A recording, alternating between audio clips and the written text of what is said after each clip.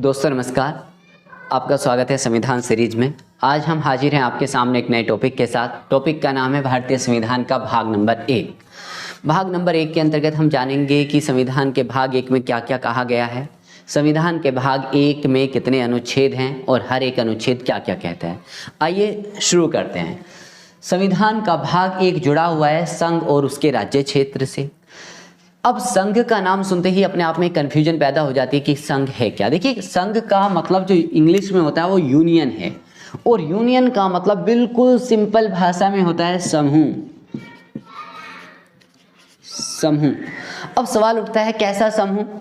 भारत का समूह, भारत के राज्यों का समूह,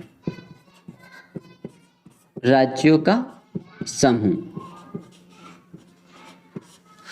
अब हम बात करते हैं कि उसका राज्य क्षेत्र, यानी किसका राज्य क्षेत्र? भारत का राज्य क्षेत्र। भारत के राज्य क्षेत्र का मतलब है जो भारत के छोटे बड़े राज्य हैं उन सबको मिलाकर जो एक जमीन तैयार होती है, उस पूरी के पूरी भूभाग को, पूरी की पूरी जमीन को राज्य क्षेत्र कहा जाता है, यानी संघ का राज्य क्षेत्र, यानी कि भारत का राज्य क्षेत्र।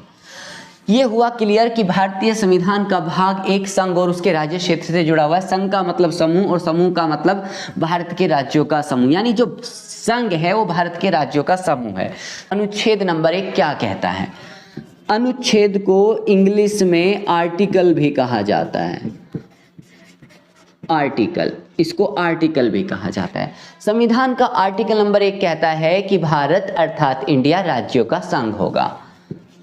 भारत अर्थात इंडिया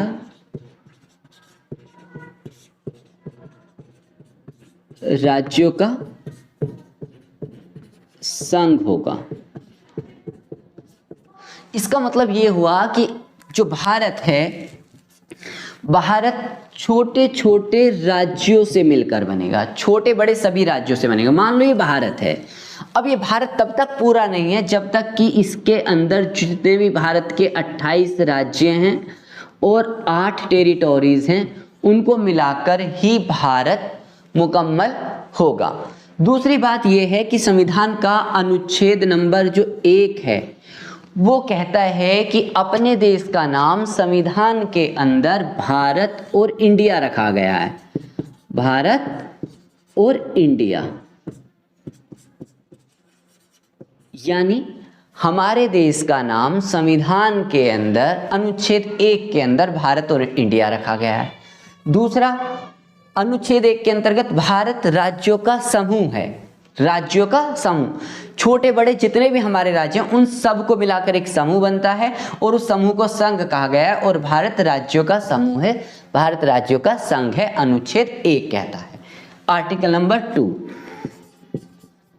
आर्टिकल नंबर 2 या अनुच्छेद नंबर 2, अनुच्छेद नंबर 2 कहता है कि जो भारत की संसद है उस संसद को ये ताकत होगी कि वह नए राज्यों को भारत में शामिल कर सकेगी। और अब सवाल उठता है नए राज्यों को भारत में शामिल कैसे करेगी? वे नए राज्य कौन से होंगे जो भारत में शामिल होना चाहेंगे? इसका एग्जाम्पल ये है कि माना कि भारत ने किसी देश पर युद्ध करा और युद्ध करके भारत ने अपने पड़ोसी देश के किसी हिस्से को जीत लिया।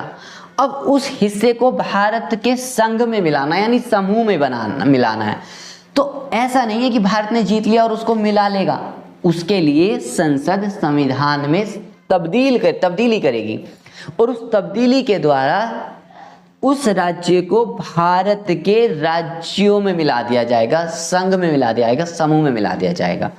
ठीक है, यानी संसद नए राज्यों को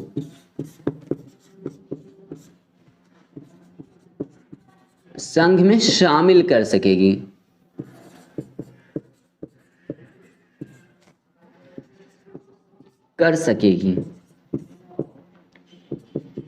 अब हम बात करेंगे भारतीय संविधान के अनुच्छेद 3 की, यानी आर्टिकल नंबर 3 की।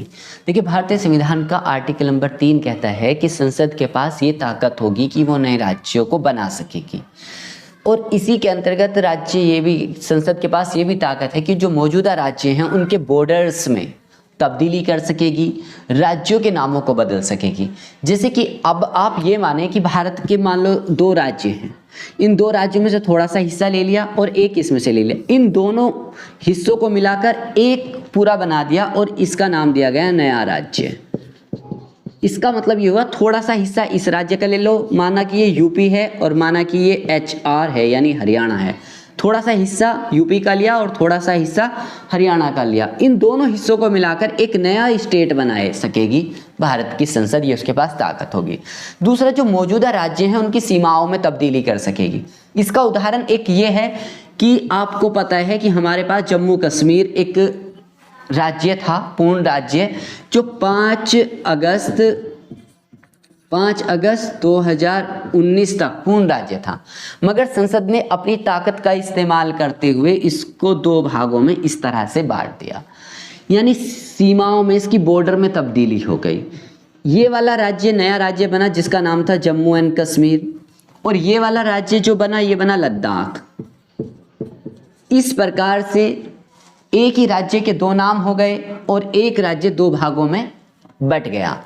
तो संसद के पास ये भी ताकत है कि वो नए राज्य बना सकेगी, मौजूदा राज्यों की जो बॉर्डर्स हैं उनमें तब्दीली कर सकेगी और राज्यों के नामों में परिवर्तन कर सकेगी, या किसी राज्य की जो भूमि है यानी जगह है उसको छोटी कर सकेगी, किसी के को बढ़ा सकेगी। तो आज की वीडियो में इतना ही। अगर आपको पसंद आए तो आप लाइक करें, शेयर करें, सब्सक्राइब करें, ताकि ज़्यादा से ज़्यादा लोग आसान से आसान भाषा में संविधान को समझ सकें, जान सकें और इसका लाभ उठा सकें।